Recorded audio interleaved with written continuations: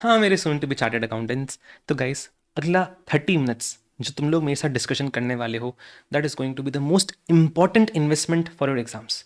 ठीक है, ये इजीली सारे पॉइंट्स जो अपन डिस्कस कर रहे हैं, ये आपका स्कोर 15 to 20% इंक्रीज कर सकते हैं। आपका पेपर अगर बिगड़ रहा होगा तो उसको बचा देंगे, बनता हुआ पेपर अगर बिगड़ने की कगार पे होगा उसको भी बचा सकते हैं।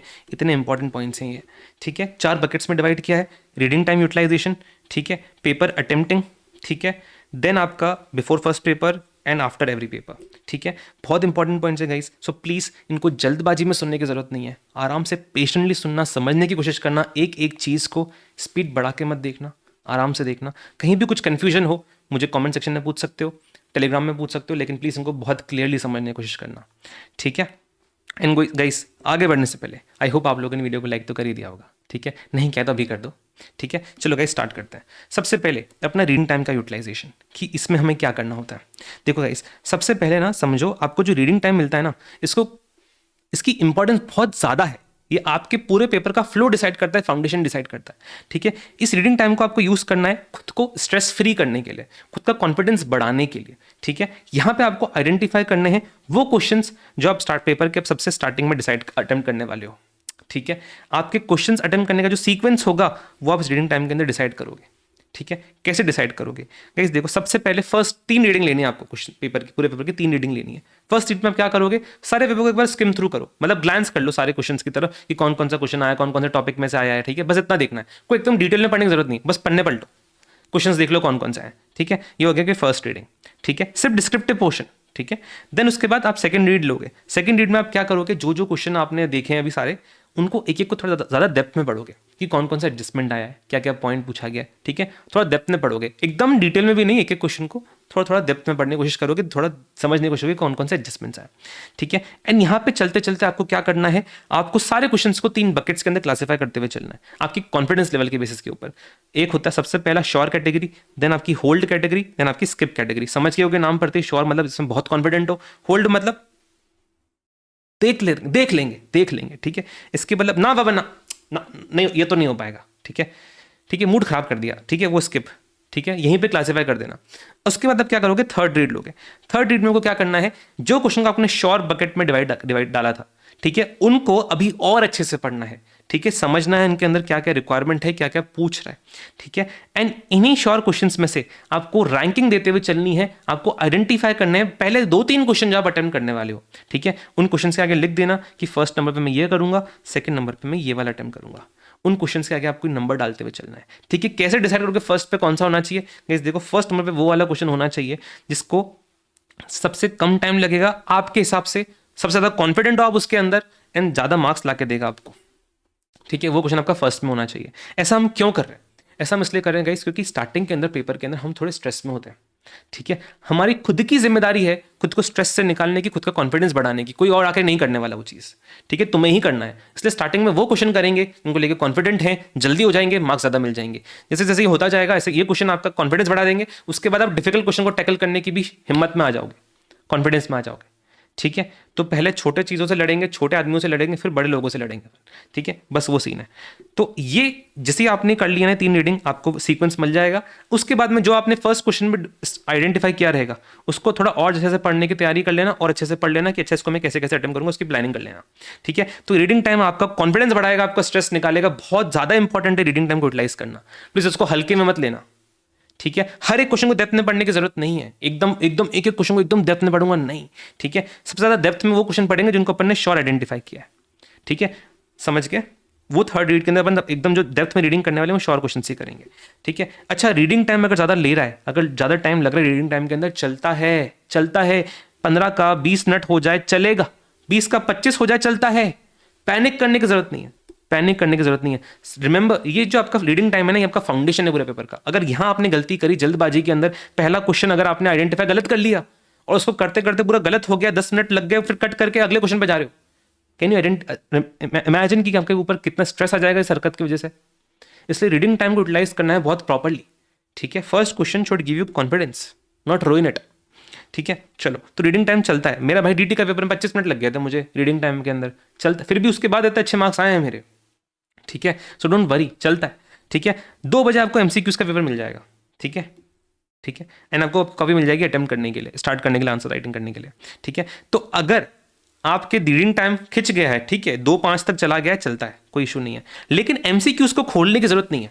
एमसीक्यूज पे सील लगी आती है, उस एमसीक्यूज के सील को खोलना मत। ठीक है, एमसीक्यूज को स्टार्टिंग में पढ़ने की जरूरत नहीं है, बिल्कुल खोल के भी नहीं देखना है। जैसे आपका रीडिंग टाइम खत्म हो जाए, आप डिस्क्रिप्टिव पोर्शन अटेम्प्ट करना स्टार्ट कर दो अपनी कॉपी के अंदर। ठीक है, एमसीक्यूज नहीं खोलने। कब खोलेंगे सर? फिर एमसीक्यूज कब अटेम्प्ट करेंगे, आगे डिस्कस करेंगे। ठीक है, अभी नहीं करना है, अभी एमसीक्यूज खोलने भी नहीं, अभी एमसीक्यूज। ठीक है, ये समझ में आ गया वो रीडिंग टाइम। ठीक है, चलो अब बात करते हैं पेपर अटेम्प्टिंग की, कि पेपर किस तरीके से अटेम्प्ट करना है। सबसे पहले गाइस देखो, न्यूमेरिकल सब्जेक्ट की बात करते हैं। देखो, आपको समझना है कि न्यूमेरिकल सब्जेक्ट से मार्क्स किस चीज़ के मिलते हैं। आपको न्यूमेरिकल सब्जेक्ट से मार्क्स मिलते हैं आपकी फिगर्स के, जो आपने फिगर्स कैलकुलेट करी है ना, उन चीज़ों के मार्क्स मिलते हैं। अगर आपको ऑपरेटिंग लेवरेज निकालने बोला, आपके ऑपरेटिंग लेवरेज की जो फिगर आएगी उसके आपको मार्क्स मिलेंगे। बीच बीच में जो आपके मेजर स्टेप्स हैं, अगर आपके इन्वेस्टमेंट में आपको एनपीवी निकालने को बोली है, तो उसके अंदर जितने जितने स्टेप्स लगते हैं उनके मार्क्स आपके होते हैं। ये मतलब नहीं कि सिर्फ फाइनल स्टेप के मार्क्स होते हैं, नहीं नहीं। अगर आपका एनपीवी निकालने बोला, एनपीवी के अंदर जितने जितने स्टेप्स होते हैं, फॉर एग्जाम्पल इनिशियल इन्वेस्टमेंट हो गया, उस फिगर के मार्क्स होंगे। ठीक है, आपके एनुअल कैश फ्लो निकालना है आपको, उस एनुअल कैश फ्लो के मार्क्स होंगे। बीच में आपने ईवीआईटी निकाला होगा, ईबीटीडी निकाला होगा, उसके मार्क्स हो सकते हैं।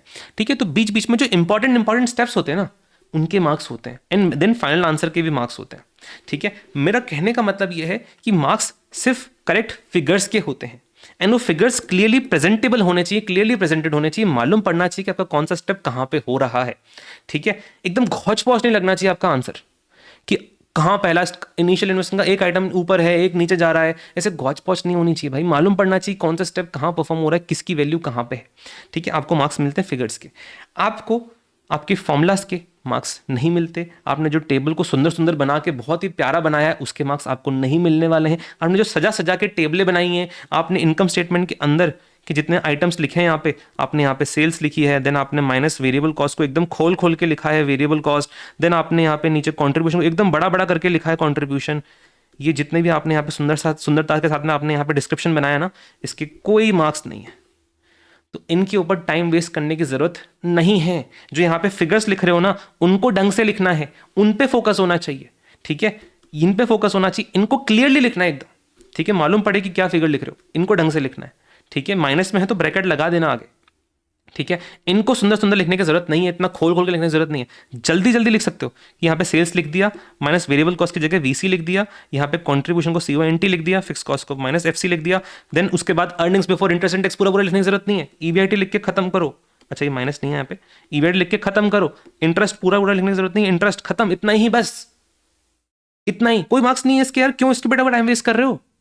ठीक है, इसको लिखना है, लेकिन ऐसा भी नहीं कि बिल्कुल छोड़ के आगे बढ़ जाओ, नहीं। मालूम पड़ना चाहिए कौन सा स्टेप परफॉर्म कर रहे हो, किस में से क्या लेस कर रहे हो, मालूम पड़ना चाहिए। तो बस इतना लिख देना, चलता है, एकदम डिटेल में लिखने की जरूरत नहीं है। अच्छा, फॉर्मूला जो तुम बहुत सुंदर सुंदर लिखने वाले हो ना, कि सर ईपीएस के लिए तो मैं लिखूंगा अर्निंग्स अवेलेबल, ऐसा करते करते पूरा to equity shareholders, then नीचे लिखूंगा नंबर ऑफ इक्विटी शेयर्स पूरा पूरा में।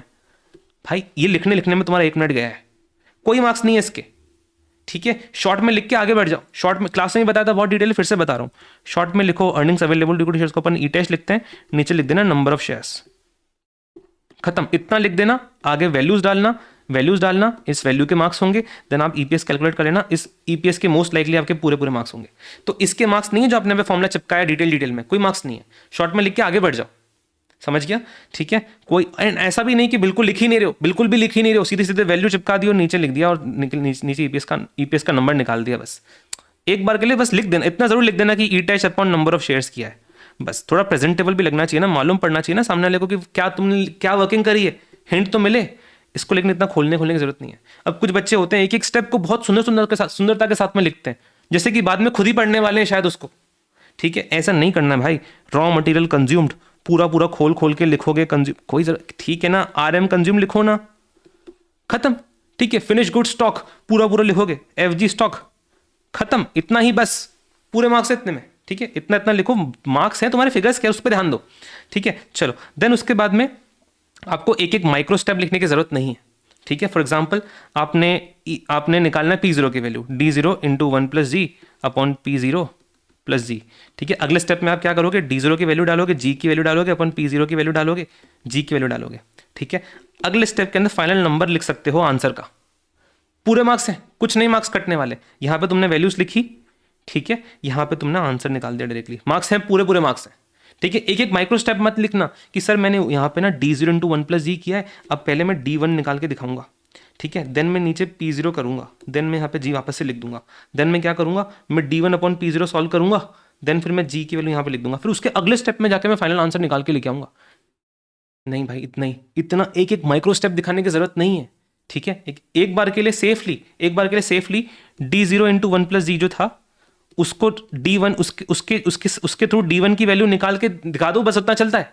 ठीक है, उतना जरूरी भी है। ठीक है, लेकिन उसके आगे d1 अपॉन p0 प्लस जी इसका डायरेक्ट वैल्यू लिख देना, आंसर लिख देना, पूरे मार्क्स है। एक एक माइक्रो स्टेप नहीं दिखाना है। ठीक है, ऑन द अदर हैंड इतने ज्यादा स्टेप्स भी स्किप मत कर देना कि तुम खुद ही कंफ्यूज हो जाओगे हुआ क्या है। फॉर एग्जाम्पल इंडिफरेंस पॉइंट की जो अपनी इक्वेशन होती है ना दो, उनको सॉल्व करना होता है, काफी बच्चे यहाँ पे गलती करते हैं। क्यों? क्योंकि वो बहुत सारे स्टेप्स मेंटली परफॉर्म करने की कोशिश करते हैं। ये स्टेप यहाँ, ये यहाँ जाएगा, ये वहाँ जाएगा, ये उससे मल्टीप्लाई होगा, ये उससे मल्टीप्लाई होगा, उसके बाद फाइनल आंसर निकल गया कि चल मैं फाइनल आंसर लिख देता हूँ। मोस्ट लाइकली गलत ही होगा।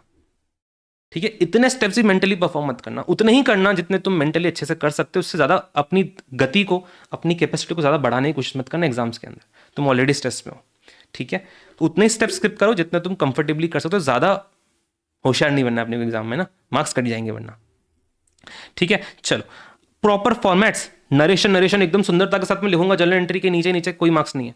ठीक है, शॉर्ट में लिख के खत्म करना, being purchases, being sales, being entry of issue of shares, खत्म, बस इतना ही, बीइंग इशू ऑफ शेयर्स खत्म। ठीक है, कोई प्रॉपर सुंदरता के साथ लिखने की जरूरत नहीं है। ठीक है, बहुत सादा सर सुंदर फॉर्मेट बनाऊंगा मैं, बैलेंस शीट की सब हेडिंग को भी मैं एकदम ऑर्डर में लिखूंगा। सर करंट एसेट्स तो मैंने लिख दिया है, अब करंट एसेट के अंदर 1 2 3 जितने भी आइटम्स होते हैं ना, वो सारे एकदम मुझे प्रॉपर सीक्वेंस में चाहिए as per the companies act का अपना जो भी स्केड्यूल है। ठीक है, नहीं भाई, ठीक है, अगर याद हो तो प्रॉपर सीक्वेंस में लिख देना, नहीं याद आ रहा हो सीक्वेंस में तो जो दिमाग में पहला पॉइंट आ रहा है वो लिख दो, दूसरा वाला लिख दो, तीसरा वाला लिख दो, चलता है। ठीक है, मार्क्स तुम्हें फिगर्स की मिलेंगे, एकदम प्रॉपर सीक्वेंस बनाने के चक्कर में 2 मिनट खराब करोगे, कोई सेंस नहीं बनता है। वैसे भी इसके इतने ज्यादा मार्क्स नहीं होंगे, समझ गया। चलो, क्वेश्चंस को बहुत क्लियरली पढ़ना है, बहुत क्लियरली। ठीक है, बच्चों की जल्दी होती है, क्वेश्चन जल्दी निपटा लेता हूं, सीधा आंसर पे आ जाऊंगा। अरे नहीं भाई, क्वेश्चन ढंग से नहीं पढ़ोगे, आंसर भी गलत अटेम्प्ट करोगे। ठीक है, फिर बाद में जाके कॉपी देखते हो, अरे ये कैसे कर दिया मैंने, ये क्यों किया मैंने, अरे क्वेश्चन तुमने ढंग से नहीं पढ़ा था एग्जाम के अंदर, इसलिए गलती कर बैठे। तो क्वेश्चन बहुत ध्यान से पढ़ना है। जो बड़े क्वेश्चंस आते हैं इन्वेस्टमेंट डिवीजन वाले, वर्किंग कैपिटल वाले, क्वेश्चन के अंदर मार्किंग करते हुए चलना। नहीं समझ में आ रहा हो क्या बोल रहा हूँ, सुपर 100 क्वेश्चंस मैराथन देखो, समझ में आएगा कि एक एक क्वेश्चन को किस टाइप से सॉल्व किया जाता है। ठीक है, इतने बड़े क्वेश्चंस की इन्फॉर्मेशन किस तरीके से प्रोसेस करनी होती है, वहां से आपको समझ में आएगा। सुपर 100 के अंदर बहुत डिटेल में चर्चा करी हमने। ठीक है, एंड सिर्फ FM में नहीं, सारे सब्जेक्ट्स के अंदर आपको करना है जो न्यूमेरिकल वाले हैं। आराम से क्वेश्चन पढ़ना, एक एक इन्फॉर्मेशन अच्छे से प्रोसेस करना, क्वेश्चन पढ़ने के बाद में थोड़ा सा स्ट्रेटजाइज करना कि क्या आगे स्टेप 1 कौन सा रहेगा, स्टेप 2 कौन सा रहेगा, स्टेप 3 कौन सा रहेगा। ठीक है, ये सारी चर्चा अपन ने सुपर 100 में बहुत डिटेल में समझा है मैंने आपको किस टाइप से करना है। ठीक है, बिल्कुल वैसे ही करना है आपको। ठीक है, स्टेप 1 करोगे, फिर उसको काटा पीटी करोगे, फिर स्टेप 2 करोगे, फिर उसको काटोगे, कोई सेंस नहीं बनता है। इससे अच्छा 1 मिनट स्ट्रेटजाइज करने में लगा दो, प्रॉपर फ्लो रहेगा क्वेश्चन का। ठीक है, हर क्वेश्चन को, हर एक जो भी आप नया क्वेश्चन अटेम्प्ट कर रहे हो, that should start from a new page. ठीक है, एग्जाम्पल आपने 2A किया था, 2A का आपको जहाँ पे खत्म हुआ वहाँ पे आधा पेज बच गया, छोड़ दो इस आधे पेज को, सीधा नेक्स्ट पेज पे जाओ और यहाँ पे PTO लिख देना नीचे बस एक, सीधा नेक्स्ट पेज पे जाओ। अगला क्वेश्चन आपका नेक्स्ट पेज में होना चाहिए। फॉर एग्जांपल आप अगला क्वेश्चन 2C अटेम्प्ट कर रहे हो, वो सीधा अगले पेज पे होना चाहिए। जैसे एग्जांपल ये अगला पेज है आपका, और अगले पेज के टॉप पे आपको नंबर डाल देना है कि मेरा 2B है। टॉप पे फोरहेड होता है ना पेपर का, लाल के ऊपर जो होता है वहाँ पे लिख देना कि 2B है, एंड उसके आगे से रेक्टल में ऐसे नंबर छुपा के मत लिखना कि सर यहाँ पे एकदम शॉर्ट में सुंदरता से लिखा है ना मैंने सजा के 2B। अरे मिलेगा ही नहीं तुम्हारे एग्जामिनर को कि 2B यहाँ पे स्टार्ट हो गया है। ऊपर लिखो एकदम क्लियरली 2B है। ठीक है, चलो, तो हर सब क्वेश्चन आपका एक नए पार्ट से स्टार्ट होना चाहिए, हर सब पार्ट नए पेज से स्टार्ट होना चाहिए आपके, एंड ऊपर क्लियरली लिख देना है कि कौन सा क्वेश्चन था ये। ठीक है, जो भी आपके मेन फिगर्स आपको आगे आंसर में काम आने वाले हैं उनको अंडरलाइन करते हुए चलना। ठीक है, एंड जो आपके फाइनल आंसर निकलते जा रहे हैं उनको बक्से में डालते जाना, ताकि तुम्हारे एग्जामिनर को तकलीफ ना हो उसको फिगर करने देखने में। ठीक है, जनरली जो भी तुम्हारा अनअप्रोक्सीमेटेड आंसर आया है, जो भी तुम्हारा मेन आंसर आया है, फॉर एग्जांपल तुम्हारा था 19.203, ठीक है, 19.203 को एज इट इज लिख देना। ठीक है, एक बार और अप्रोक्सीमेशन के साथ भी आंसर लिख के आ जाना, 19.20% अप्रोक्स, दोनों लिख के आना है। ठीक है, अनराउंडेड वाला भी, राउंडेड वाला भी, एंड दोनों को तुम डब्बे में डाल देना। ठीक है, जिसके उसको मार्क्स देने होंगे दे देगा वो। ठीक है, थ्योरी सब्जेक्ट्स के अंदर कीवर्ड्स को अंडरलाइन करते हुए चलना, तुम्हारे एग्जामिनर को बहुत इजी होगा मार्क्स देने के लिए। ठीक है, एंड साथ साथ ही करते हुए चलना, आंसर लिखते लिखते। ऐसा नहीं कि सर पहले आंसर लिख दूंगा उसके बाद मैं वापस करूंगा, टाइम ही नहीं मिलने वाला तुम्हें फिर उसका। ठीक है, क्वेश्चन अटेम्प्टिंग का सीक्वेंस क्या होना चाहिए?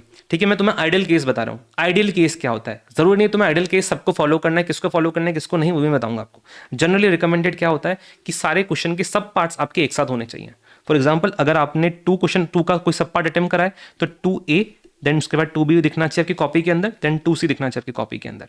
ठीक है, अच्छा ये हार्ड एंड फास्ट नहीं है, मतलब आपने पहले 2B कर दिया, उसके आगे 2A, उसके आगे 2C, ये भी चलता है। ठीक है, लेकिन सेकंड क्वेश्चन के सारे सब पार्ट्स एक साथ होने चाहिए, उनके बीच में कोई नया पार्ट नहीं आना चाहिए, सब पार्ट नहीं आना चाहिए। ठीक है, इसका मतलब ये नहीं है कि आपको इनको अटेम्प्ट भी इसी तरीके से करना है। मतलब सर क्या कहना चाह रहे हो? देखो तुम्हें पहले अटेम्प्ट करना था 2B, तुमने पहले 2B अटेम्प्ट कर लिया, ठीक है, कि यहाँ पे खत्म हो गया। उसके बाद तुम्हें अटेम्प्ट करना है सीधा 3A, तुम्हें सीधा अटेम्प्ट करना है 3A, तो तुम क्या करो, इसके आगे 2A के लिए तुम्हें लगता है 2 पेज में खत्म होगा, 3 पेज छोड़ दो। ठीक है, उसके आगे 2C तुम्हें लगता है 2 पेज में खत्म होगा, 3 पेज छोड़ दो। फिर उसके बाद जाके तुम अटेम्प्ट करना अगले पेज के ऊपर तुम्हारा 3A, तो पेज छोड़ देना बीच में। ठीक है, फिर बात और ऊपर लिखते हुए चलना कि ये जगह छोड़ी है मैंने 2A के लिए, ये जगह छोड़ी है मैंने 2C के लिए, ताकि तो आपको भी मालूम पड़े कि मुझे यहाँ पे आके लिखना कौन सा क्वेश्चन है। ठीक है, वैसा। और ये सिर्फ उन्हीं को सजेस्ट करूंगा मैं, ये पैटर्न फॉलो करना। देखो ये सजेस्टेड है, ये ICAI ने रिकमेंड कर रखा है, मैं सारे रैंकर्स मोस्टली यही पैटर्न फॉलो करते हैं, लेकिन ये उन्हीं को फॉलो करना चाहिए जिन्होंने इसको मॉक टेस्ट के अंदर प्रैक्टिस कर रखा है। जिन्होंने इसको मॉक टेस्ट में प्रैक्टिस नहीं कर रखा कि पेज कितने छूटने चाहिए कितने छोड़ने हैं, उस जिन्होंने प्रैक्टिस नहीं कर रखा है, अगर वो एग्जाम में करने जाएंगे डायरेक्टली इतने स्ट्रेस में आ जाओगे ना पेज छोड़ने के चक्कर में कि पेपर ना बिगड़ना स्टार्ट हो जाए। ठीक है, तो अगर तुमने अब तक इसको प्रैक्टिस नहीं किया मॉक टेस्ट में, इस रूल को भूल जाओ, इतना भी कोई इंपॉर्टेंट रूल नहीं है। ठीक है, कि तुम इसको फॉलो करने के चक्कर में पेपर खराब करो। अगर स्ट्रेस आ रहा है, अगर अभी तक नहीं किया इसको फॉलो मॉक टेस्ट में, मत फॉलो करना। तुम्हें जिस ऑर्डर में अटेम्प्ट करना है उस ऑर्डर में अटेम्प्ट कर लेना। फॉर एग्जाम्पल अगर आपको लगता है कि मैं पहले 2A करूंगा उसके बाद मैं 3B करूंगा, चलता है, बिंदास चलता है, कर लो अटेम्प्ट। ठीक है, अगर तुमको ये डर लग रहा है ना कि सर एग्जामिनर को इंप्रेशन बहुत खराब पड़ेगा, आधा मार्क्स काट देगा, 1 मार्क्स काट देगा, अरे काटने दो 1 मार्क्स। स्ट्रेस में तुम 10 मार्क्स काटो, खराब करवाओगे, उससे अच्छा आधा मार्क्स उसको काटने दो, लेकिन पेपर तो सही होना चाहिए, बस वही बात है। ठीक है, चलो अब हॉट क्वेश्चन, MCQs कब अटेम्प्ट करने चाहिए? देखो गाइस आइडियली MCQs ना तो तुम्हें स्टार्टिंग में खोलने चाहिए ना तो तुम्हें एंड में करने चाहिए। MCQs होने चाहिए मिडिल ऑफ द पेपर में। हैं ऐसा इसलिए राजा क्योंकि स्टार्टिंग में अगर तुम करोगे तो बहुत ज़्यादा टाइम इन्वेस्ट कर सकते हो, एंड में करोगे तो इतने ट्रिकी रहते हैं थोड़े बहुत MCQs कि आप गलत कर बैठोगे, गलत ऑप्शन चूज कर बैठोगे। इसलिए मिडिल ऑफ द पेपर में अटेम्प्ट करना चाहिए। ठीक है, मिडिल ऑफ द पेपर मतलब 1 hour 20 to 1 hour 30 मिनट्स के आसपास आप उसको MCQs को खोल सकते हो। उससे पहले खोलना भी नहीं है, पढ़ना भी नहीं है क्या क्वेश्चन है। ठीक है, सिर्फ तब खोलोगे 1 hour 20 1 hour 30 मिनट्स में। ठीक है, या फिर तब जब आपका 25 से 30 मार्क्स का पेपर अटेम्प्ट हो चुका हो। ठीक है, तब खोलोगे आप। ठीक है, अब उसके बाद आपको जितना टाइम लगता है चलता है, हर सब्जेक्ट के अंदर अलग अलग टाइम लगता है। फॉर एग्जाम्पल थ्योरी क्वेश्चन जल्दी हो जाएंगे आपके, न्यूमेरिकल में थोड़ा टाइम लग जाएगा आपको। ठीक है, हर पेपर के अंदर पेपर की डिफिकल्टी के अकॉर्डिंग वेरी करता है कि आपको कितना टाइम लगेगा, जितना जस्टिफाइड होता है उतना दे देना। ठीक है, लेकिन खोलना बीच में ही उसको। ठीक है, और एक बार खोलो तो सारे एक साथ अटेम्प्ट करके खत्म कर दो, सारे MCQs एक साथ कर देना। ठीक है, 1-2 छूट रहे हैं, ठीक है छूट गए, लेकिन मोस्ट ऑफ द MCQs तुम्हारे उसी टाइम हो जाने चाहिए, लास्ट के लिए छोड़ना मत प्लीज। ठीक है, 1-2 छूट रहे हैं, ठीक है समझ में आता है। चलो उसके बाद में टाइम मैनेजमेंट किस तरीके से करना चाहिए। देखो पूरे पेपर को डिवाइड करो 6 ब्लॉक्स ऑफ 30 मिनट्स ईच के अंदर। तुम्हारा 3 घंटे का पेपर है, 180 मिनट्स। ठीक है, 6 ब्लॉक्स ऑफ 30 मिनट्स में डिवाइड कर दो, यानी बेसिकली हर ब्लॉक के अंदर तुम्हारे 30 मिनट्स हो गए। एंड तुम्हें कोशिश क्या करनी है कि हर ब्लॉक के अंदर तुम 16 मार्क्स का पेपर अटेम्प्ट करने की कोशिश करो। तुम्हारे पास घड़ी लेके जानी है तुम्हारे को एक, उस घड़ी में कंटिन्यूसली देखते रहना कि तुम्हारे हर आधे घंटे के 30 मिनट के ब्लॉक के अंदर तुम्हारा 16 मार्क्स का पेपर कंप्लीट होता जा रहा है। ऐसा करते करते तुम्हारा बाय द एंड 96 का अटेम्प्ट हो जाएगा। एंड 96 का मतलब नहीं है कि सिर्फ 96 का ही होगा। अगर तुमने अच्छे से पेपर अटेम्प्ट किया है, अगर तुमने एंड में स्पीड पकड़ ली है, कॉन्फिडेंस बढ़ गया है, तो तुम लास्ट वाले ब्लॉक्स के अंदर ज़्यादा करके 100 मार्क्स का वैसे अटेम्प्ट कर लोगे।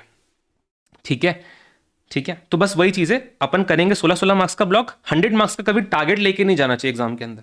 एग्जाम में अगर आप घुस के सोच रहे हो कि मैं पूरा 100 मार्क्स अटेम्प्ट करूंगा, जो 100 मार्क्स तुम्हारे दिमाग में स्ट्रेस बनाएगा ना स्टार्टिंग से, वो अनइमेजिनेबल है।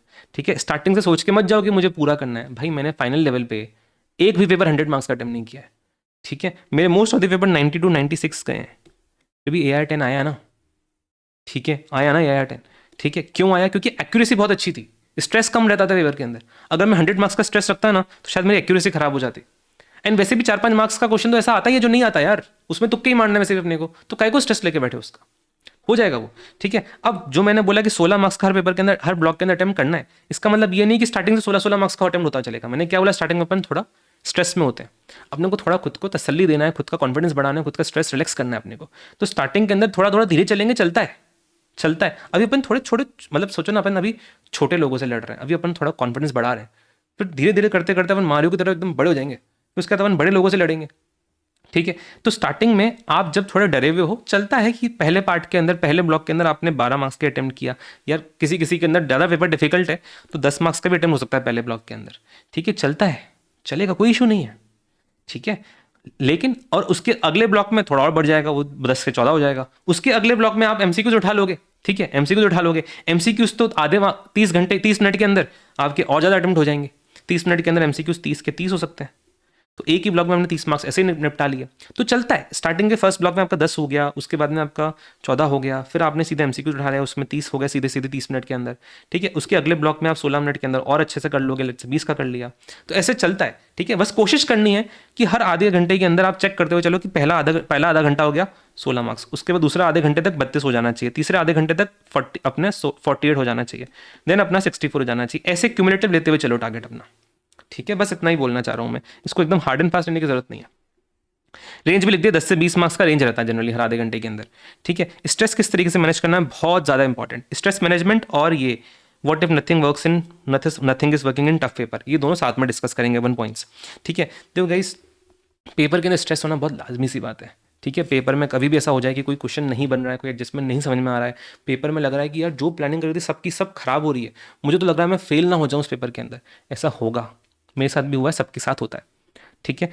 उस मोमेंट पे क्विट करने की जरूरत नहीं है। कुछ बच्चे पेपर छोड़ के भाग के आ जाते हैं, बिल्कुल भी नहीं करनी गलती, ठीक है। Remember, it's not over until it's over, ठीक है। जब तक पेपर खत्म नहीं हुआ तब तक तुम्हारी तरफ से तुम्हारी किस्मत खत्म नहीं हुई है, ठीक है।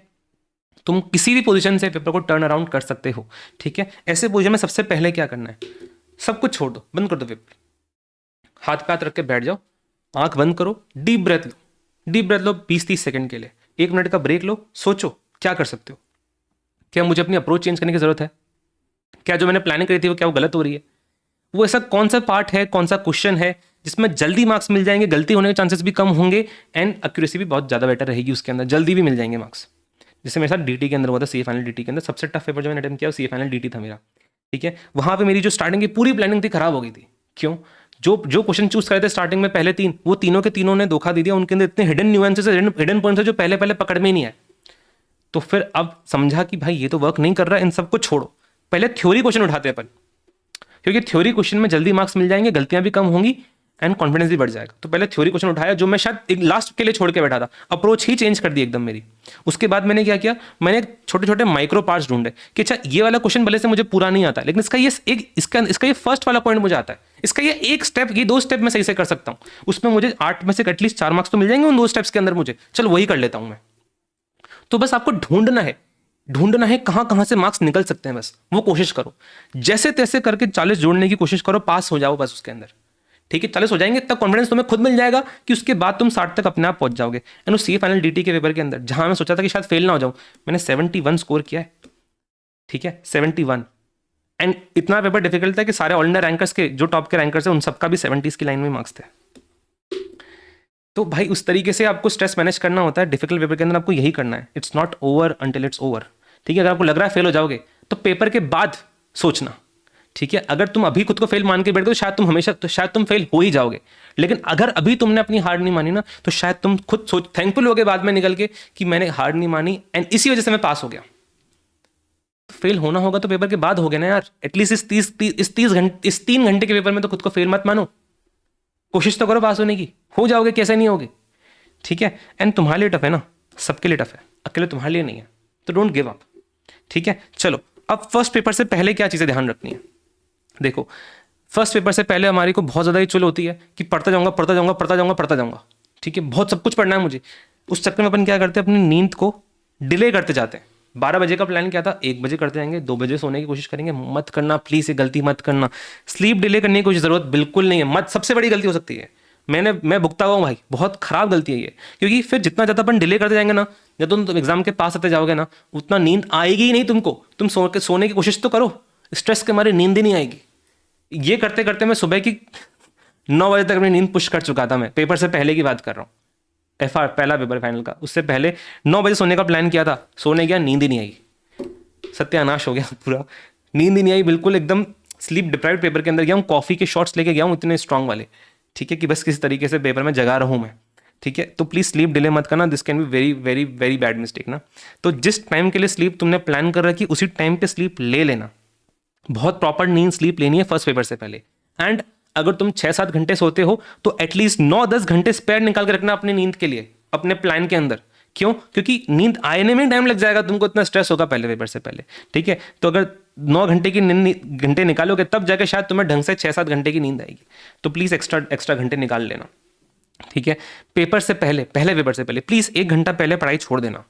सर सब कुछ पढ़ना है, बहुत कुछ दिमाग में डालना है, बहुत कुछ दिमाग में डालना है, नहीं, पढ़ लिया जितना पढ़ना है था, अब उसको प्रोसेस करने में ध्यान दो, दिमाग को थोड़ी शांति दो, ठीक है। दिमाग में इन्फॉर्मेशन भरने से कुछ नहीं होगा, एग्जाम में क्वेश्चन सॉल्व करने शांति वाले दिमाग से। तो जो इन्फॉर्मेशन डाली ना दिमाग में, उसको सेटल करने की कोशिश करो, उसको प्रोसेस करने के लिए टाइम दो थोड़ा दिमाग को।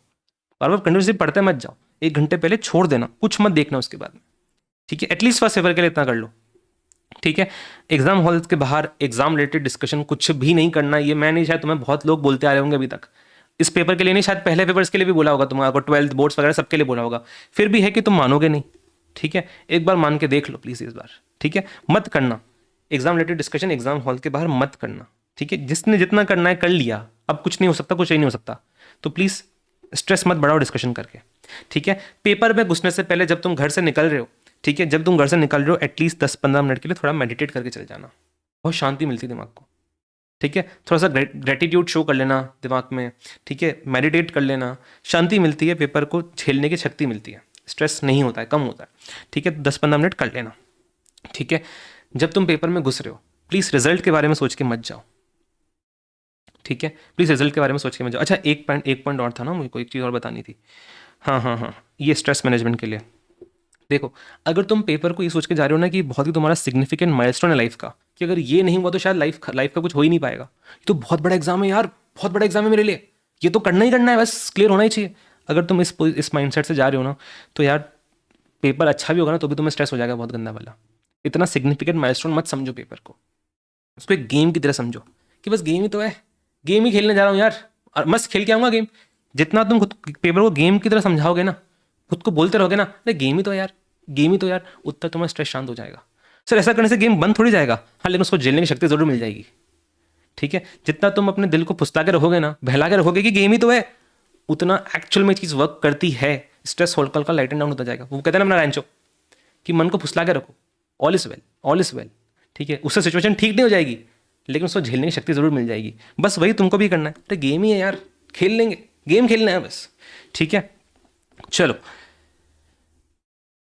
हाँ क्या बोल रहा था मैं, कहाँ पे थे अपन, हाँ ठीक है। एग्जाम से पहले रिजल्ट के बारे में मत सोचना, न्यूट्रल रहो, be grateful for your efforts, कि हाँ आपने अपनी मेहनत कर ली, आपने अपना परिश्रम कर लिया, अब सब कुछ ऑलमाइटी के हाथ में है, ठीक है। जिसने जितनी मेहनत करी है उसको उसका रिजल्ट मिलेगा ही मिलेगा, ठीक है। सो प्लीज़ रिजल्ट के बारे में मत सोच के जाओ, जब तुम एग्जाम में घुसने जा रहे हो रिजल्ट के बारे में मत सोचो, बस ग्रेटिट्यूड रखो कि इतनी सारी जर्नी, इतनी डिफिकल्ट जर्नी को तुम यहाँ तक पहुँच चुके हो, बस कुछ टाइम की बात और है, तुमने इतनी मेहनत करी है, रिजल्ट मिलना ही होगा उसका, ठीक है। Be grateful, B thankful for your self, for your parents, for everything, right. जितना ग्रेटफुल होकर जाओगे एग्जाम के अंदर, रिजल्ट्स के बारे में कम सोचोगे, उतना तुम्हारा दिमाग शांत रहेगा, ठीक है। चलो, पेपर में जिस दिन भी तुम्हारा पेपर है उससे एक दिन पहले, रात को सोते टाइम या मे भी दिन में, अगर तुम्हारे लिए पॉसिबल हो, एक बार खुद को विजुअलाइज करके देखना एग्जाम हॉल के बारे में, ठीक है। मतलब विजुअलाइज का मतलब क्या है, बस ऐसे सोचो कि अच्छा एग्जाम हॉल ऐसा ऐसा होगा, दिमाग में सोचना है कि एग्जाम हॉल ऐसा ऐसा होगा, मैं वहाँ पे जा रहा हूँगा, मैं अपनी डेस्क पे बैठा हुआ हूँगा, पेपर आएगा, मैं पेपर को पलटूंगा, मैं सोचूंगा कौन सा क्वेश्चन करना है मुझे, मैं अटेम्प्ट कर रहा हूँ पेपर, मैं कैलकुलेटर में कैलकुलेट कर रहा हूँ, मैं पेपर खत्म करके वापस आ गया, ठीक है। सोचो, अलग अलग सिचुएशंस के बारे में सोचो, पेपर के अंदर जो जो होती हैं विजुअलाइज करो। उससे होता क्या है कि जो सिचुएशन तुम्हें एग्जाम में डायरेक्टली तुम फेस करते, वो तुम पहले ही फेस कर लियो मेंटली, तो थोड़ा स्ट्रेस कम हो जाता है एग्जाम के दिन पे। ये विजुअलाइजेशन एक्चुअली हेल्प्स, तो ये कर लेना, ठीक है। अगर तुम्हारे लिए पॉसिबल हो, अगर तुम्हारा जो एग्जाम सेंटर है वो तुम्हारे लिए, जिसमें तुम पहली बार जाने वाले हो और पॉसिबल है तुम्हारे लिए, तो एक दिन पहले उसके बाद चक्कर मार के आ जाना गाड़ी पे, ठीक है। उससे क्या होता है, थोड़ा अक्वेंटेंस वाली फील आती है कि हाँ देखा हुआ है, एग्जाम हॉल देखा हुआ है, तो थोड़ा स्ट्रेस कम होता है। बहुत छोटा सा पॉइंट है बट मेरे लिए तो वर्क करती है, ठीक है। तो वो कर लेना, ठीक है, पेपर में एग्जाम हॉल के अंदर 1:30 बजे तक प्लीज़ जाके अपनी टेबल पे जाके बैठ जाना। ठीक है, 1:45 पे तुम्हारे पेपर्स डिस्ट्रीब्यूट हो जाएंगे, रीडिंग टाइम स्टार्ट हो जाएगा, तुम्हें उससे 15 मिनट पहले जाके टेबल पे बैठ जाना है। ठीक है, जितना ज़्यादा लेट जाओगे उतना ज़्यादा स्ट्रेस होगा, कमोशन होगा। थोड़ा जल्दी जाके बैठ जाना, वहाँ पे शांति से जाके सेटल डाउन हो जाना। ठीक है, सारे सामान वगैरह जो भी रखने जाने पे रख लेना, एंड शांति से बैठ के आंख बंद करके मेडिटेट करना बस, और कुछ नहीं करना है, कुछ मत सोचना। मेडिटेट ग्रेटिट्यूड, बस उतना ही। ठीक है, be thankful for everyone and your own efforts and your own journey. ठीक है, चलो उसके बाद पेपर के बाद प्लीज़ एग्जाम हॉल के बाहर एग्जाम रिलेटेड डिस्कशन मत करना। ये भी सदियों सदियों से तुम्हें बोला जा रहा है, एंड इतनी बार बोलने के बाद में भी चुल है कि वो खत्म होगी ही नहीं, क्योंकि हमें तो जानना होता है। हमें सिर्फ ये थोड़ी जानना है कि हमारा पेपर कैसा हुआ है, हमें जानना है हमारा पेपर उसके कंपैरिजन में कैसा हुआ है। फिर उसके बाद में स्ट्रेस भी हमें ही होता है, अगला पेपर भी खराब हम ही करते हैं, तो प्लीज़ ये मत करना। ठीक है, उसके बाद भी करते हो तो भाई फिर देख लो। ठीक है, चलो MCQs के आंसर यूट्यूब पे भरमार मिलेगी, इतने सारे लोग आएंगे जो सब्जेक्ट पढ़ाते भी नहीं है, फिर भी उसके आंसर अपलोड कर देंगे चैनल के ऊपर, क्योंकि उन्हें पता है बच्चे परेशान है, व्यूज़ आ जाएंगे इस टाइम पे। प्लीज़ अवॉइड करना। MCQs के आंसर प्लीज़ चेक मत करना, जो होना था हो चुका है, तुम उस पेपर को करके आ चुके हो, प्लीज़ मत चेक करना। अननेसेसरी स्ट्रेस होगा, नंबर मिल रहे होंगे तो कॉन्फिडेंस आ जाएगा, लेकिन नंबर कहीं घट रहा होगा तो बहुत ज़्यादा स्ट्रेस हो जाएगा, मत करना, प्लीज़ मत करना। ठीक है, जो पेपर हो गया वो हो चुका, कुछ नहीं कर सकते थे उसको डंप कर दो, मेंटली खत्म, भूल जाओ। अरे एक पेपर तो हो गया यार, छोड़, किताब फेंक दो।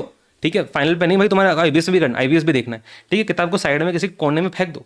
ठीक है, बोलो खत्म हो गया पेपर, अब बस अगले पेपर की तैयारी में लग जाओ। ठीक है, पिछले वाले को तुम चेंज नहीं कर सकते, just start preparing for the next paper. तो राजा दीज वर द पॉइंट्स। ठीक है, एंड गाइस ये बहुत बहुत इंपॉर्टेंट पॉइंट्स हैं, इनको एग्जाम में फॉलो करना। सो प्लीज़ अगर आपने एक भी पॉइंट के अंदर आपको कोई मिसक्लैरिटी हो, कोई कन्फ्यूजन हो, तो प्लीज़ ये PDF डाउनलोड कर लेना, उस पोर्शन को फिर से देख लेना, उस PDF को फिर से एग्जाम में घुसने से पहले लास्ट डे पे फिर से ही रीड कर लेना। ठीक है, कहीं पे कन्फ्यूजन हो तो टेलीग्राम ग्रुप में बेझिझक मैसेज कर सकते हो, कमेंट सेक्शन में पूछ लेना, बट एक पॉइंट को प्लीज़ बहुत इंपॉर्टेंस के साथ में फॉलो करना। This will help you improve score bye 15 to 20% in your papers. ठीक है, बहुत इंपॉर्टेंट पॉइंट्स है गाइस। ठीक है, तो आपको PDF टेलीग्राम ग्रुप से मिल जाएगी, प्लीज़ देख लेना। ठीक है, and guys last one thing guys, देखो तुम लोगों ने अब तक बहुत मेहनत करी है।